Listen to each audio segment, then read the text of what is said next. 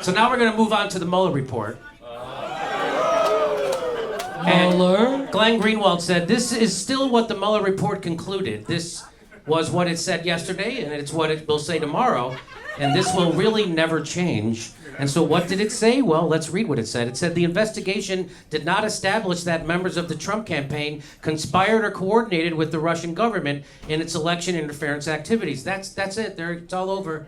It's all over. It's all done. Your fucking Mueller, he investigated it for 22 months. And that's the conclusion. It's all over. But how much of it was it? Well, the investigation did not identify evidence that any U.S. persons knowingly or intentionally coordinated with the IRA's interference operation. That was that troll farm in Russia that they said through our election by putting beams of Bernie with his shirt off and arm wrestling Jesus.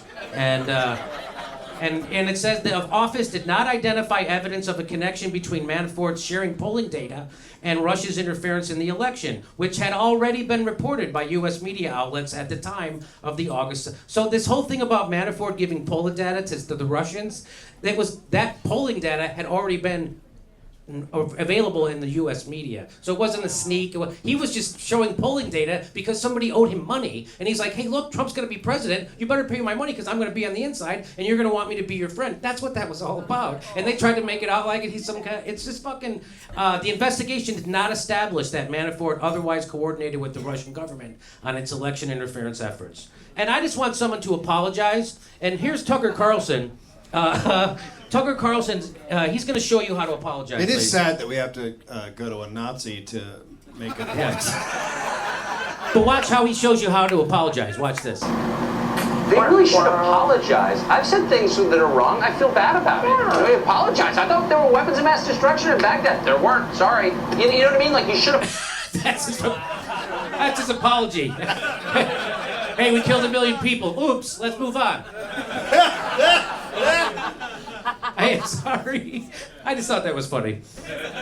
Because they're not stopping. They're not apologizing. That's the thing. They're not apologizing. What are they doing? They're doing this. Here's the real Trump-Russia hoax. It's denying there is a scandal. My latest. Please read and share. That's David Corn from the Mother Jones. Well, that guy's the devil. It's the worst. These guys they just revealed themselves to be the Glenn Becks of the left. David Corn is Glenn Beck, and he works for Mother Jones. And that's all it is. And they're all like that. That's the thing that's weird, right? To realize that they're all like that. He's like that. Keith Olbermann's like that. Rachel Maddow's like that. Chris Hayes is like that. Anderson Cooper. They're all Glenn Beck. They have no fucking integrity. They're bought and paid for 100% fucking gaslighting liars. And that's beautiful for me because I get to fill a room full of people who are sick of those motherfuckers.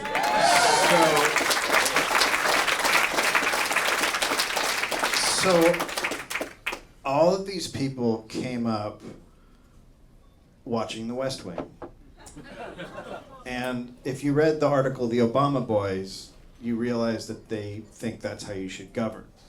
So their idea of the president tracking shots is a television show that's not real. And if you go and you read quotes from them all, they all talk about how much The West Wing affected them. It's a fucking television show in which they couldn't even get universal health care. It's a fucking shit television show in which nobody does anything of accomplishment, and they all talk about playing the game. And fuckers like this grew up on it, and that's all they write to, this fictional world. And that's why they're getting steamrolled by the fucking Republicans, because Republicans didn't watch it, and they're just like, I'll kick in your fucking door and do what I want. That's politics. You punch a guy in the face and you take everything you fucking can. You know, I have no fucking idea. By the way, I have a new podcast called The West Wing Thing where we talk about it. I knew West Wing was fiction when they had a Mexican president. That's very, very crucial, is that real life imitates the art that was designed to minimize the capacity of people's dreams. Yes. People think that politics happens in D.C. and New York, and that Los Angeles is we're outside, we're asleep. We don't, and it's true. We don't follow the news in California, but we make TV right here in Burbank that's designed to lower the expectations of the entire country and the entire world. And so that's a crucial part of what happens. No, I kind of like you guys now. I mean, So I just want to. This is how bad the news media is handling it. So now talk about moving the goalposts. So do you want to? I'll tell you what this says. It says this is in 538.com. It says, did Mueller's report expose a weakness in our political system?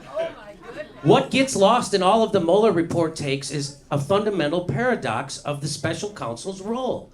He can investigate potential criminal wrongdoing by a sitting president, but it's nearly impossible to charge him. So what they're doing is going, hey, he's guilty, but it's impossible to charge him. You guys didn't know that? You didn't know it's impossible to charge him? Oh, we all knew that. Do you see what they're fucking doing? Watch this. This is the week. Mueller says he wasn't even technically investigating collusion. Are you fucking kidding me? Wait, what? That's what it says. Special counsel Robert Mueller's team was never actually looking for evidence of collusion, but rather conspiracy. Yeah, I know. And you know why they called it collusion? Because if they said it was conspiracy, they would have all sounded like conspiracy fucking crazies, like Alex Jones. So they fucking smartly changed the word conspiracy to collusion to talk about in the news so they didn't sound like fucking maniacs. And that's why they're writing a thing like this. Of course he wasn't invested. When people get charged with conspiracy every day, all the time, but they wouldn't say that because they needed that term conspiracy to smear people who are onto their bullshit. You're right. So that's why they call us conspiracy theorists, even though we're debunking their conspiracy theories. So conspiracy and collusion are synonyms. You're blowing my mind. They mean the same thing, but if you are a bad person, it's a conspiracy, and if you're a correct person who thinks right, it's collusion. Did I spit on you?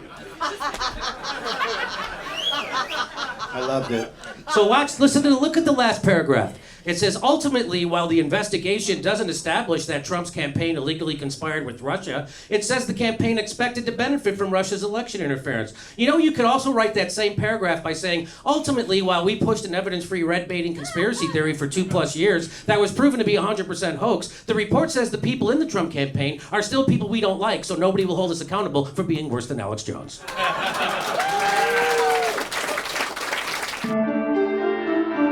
Next live Jimmy Dore show is June 5th. That's a Wednesday at Hermosa Beach Comedy Club in Hermosa Beach, California. Go to jimmydorcomedy.com for a link for all tickets. We might be coming to your town.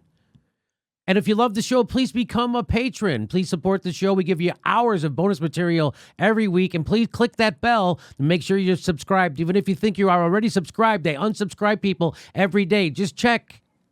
Thanks for your support.